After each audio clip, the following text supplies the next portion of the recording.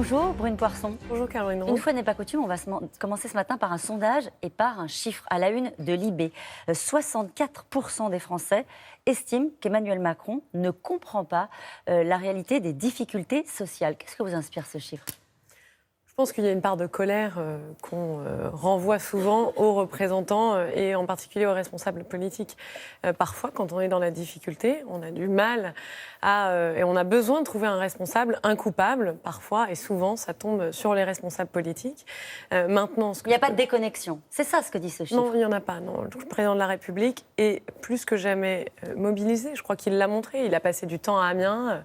Il s'est adressé aux maires en détail. Il a échangé, continué d'échanger avec l'ensemble de la population au cours du grand débat. Je ne crois pas que le président de la République se cache ou encore soit déconnecté. Absolument pas. Non. 8 Français sur 10, toujours dans ce sondage, estiment que nous traversons une crise sociale.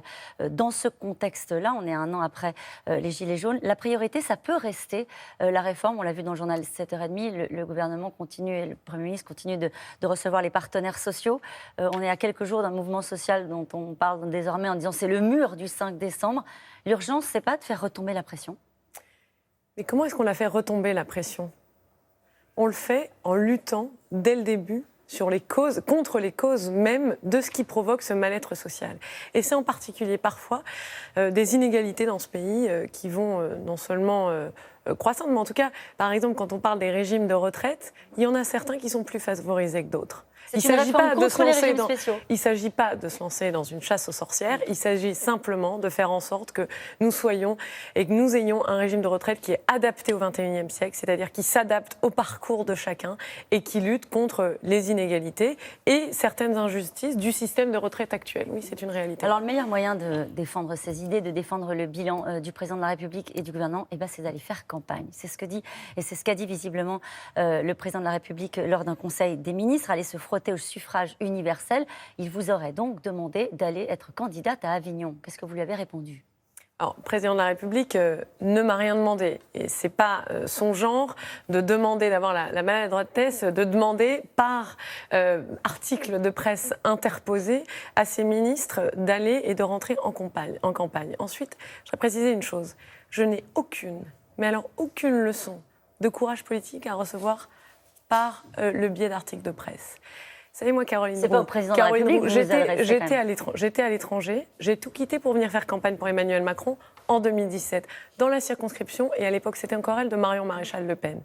Tout le monde me donnait perdante. J'ai été élue. Donc, je n'ai pas peur de mener campagne. Je n'ai pas peur de mener campagne. Alors, en revanche, j'ai peur d'une chose, c'est d'être incohérente avec moi-même. Et dès que j'ai été élue dans la 3e circonscription du Vaucluse, on m'a très rapidement demandé si ça m'intéressait d'aller me présenter au municipal à Avignon. Et j'ai toujours dit non. Non, c'est non, et c'est pas aujourd'hui que ça va changer. En revanche, ce que je ferais... Même si le président vous le demande. En revanche, ce que je ferais, le président ne m'a rien demandé. En revanche, ce que je ferais, c'est que j'irais, bien évidemment, porter les couleurs de la République en marche et faire campagne aux côtés du candidat qui aurait été investi par la Commission nationale d'investiture, avec toute la bienveillance qui caractérisait le mouvement En Marche et qui surtout nous a permis d'être élus. Vous avez le sentiment qu'on vous met une forme de pression par article de presse interposé, c'est ça que je comprends. Disons que j'ai aucune leçon à recevoir. Pourquoi et je ne compte pas m'en faire donner. Juste parce que vous voulez poursuivre en termes de cohérence. Vous avez expliqué que c'est une question de cohérence pour que les gens qui nous écoutent ce matin comprennent bien. Quand on est ministre, on veut aller au bout de ce qu'on a entrepris. C'est ça la cohérence ? Alors la cohérence, c'est d'abord la première chose, c'est de ne pas avoir peur de mener campagne. Et je crois, et j'ai démontré que je n'ai pas eu peur de mener campagne. La deuxième cohérence, c'est que quand on dit quelque chose aux habitants du Vaucluse, on ne prétend pas ensuite le lendemain l'inverse.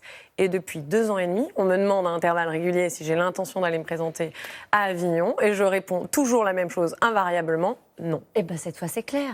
Peut-être qu'on vous reposera plus la question. En revanche, je serais ravie d'aller faire campagne à Avignon pour que la République En Marche gagne. Bon, le Black Friday, plus de 600 marques et associations se mobilisent pour dénoncer ce phénomène de surconsommation, des rabais en masse, ça a déjà commencé.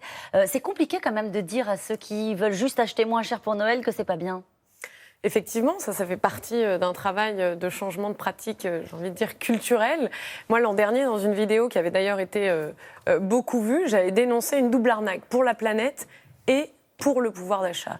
J'avais aussi à l'époque été interpellée, on m'avait dit mais quel est le lien entre la consommation et les émissions de CO2 ? Donc ça montre qu'il faut toujours continuer à sensibiliser. Oui, consommer n'est pas un geste anodin. Je ne dis pas qu'il ne faut pas le faire, je dis que je pense qu'il faut le faire différemment. Comment est-ce qu'on Parce fait qu'il y a un vrai différemment, lien entre la consommation et la surexploitation des ressources naturelles. Là, c'est les l'idée émissions d'acheter de moins cher CO2. pour Noël. Et cette idée, elle est de changer un peu nos modes de production et de consommation. Vous pouvez acheter moins cher en achetant pas nécessairement neuf. Acheter neuf, c'est bien. Acheter d'occasion, louer, échanger, toutes ces pratiques-là, elles doivent continuer à émerger. Elles sont meilleures pour le porte-monnaie des Français. Elles sont meilleures aussi pour la planète. C'est pour cette raison-là que j'ai lancé non seulement tout un travail autour du projet de loi anti-gaspillage qui est en train d'être débattu en ce moment à l'Assemblée, mais aussi à travers une campagne de sensibilisation, longue vie aux objets. Je vous invite d'ailleurs, j'invite vos téléspectateurs à aller sur le site internet longuevieauxobjets.gouv.fr qui permet, quand vous mettez et vous indiquez où est-ce que vous habitez, qui vous donne tous les lieux autour de là où vous habitez, où vous pouvez consommer différemment, moins cher et meilleur pour la planète. Vous êtes pour la décroissance ? Parce qu'à Bercy, ces chiffres-là, ils sont très contents. Hein, juste une étude de Kantar explique que le poids économique au mois de novembre du Black Friday a doublé en 5 ans, passant de 3,9 à 6,9. Pour la consommation, pour l'économie, c'est plutôt pas mal le Black Friday. Donc qu'est-ce qu'on vous dit à Bercy quand vous faites cette vidéo ? Il s'agit d'aligner les objectifs de long terme et de court terme. Bien sûr, à court terme, on a peut-être des chiffres qui sont satisfaisants. Enfin, si après, on n'a plus de ressources naturelles pour produire tout ça, on ne pourra que le déplorer. Et donc, il s'agit au contraire d'aligner les deux. Et moi, je sais que Bruno Le Maire soutient d'ailleurs ce combat en faveur de l'écologie. On va revenir sur une autre phrase du président de la République, ça concerne la consigne et ça concerne les maires. Il a dit, lorsqu'il les a vus au Congrès des maires de France, rien ne sera fait sans l'accord des maires. On parlait d'une consigne plastique, celui que vous aviez pour les bouteilles en plastique, que vous aviez défendu. Ça veut dire que c'est plié, ça veut dire qu'on oublie ? C'est l'inverse. Ça veut dire que le Congrès des maires est passé, on sort des postures politiciennes et on peut avancer.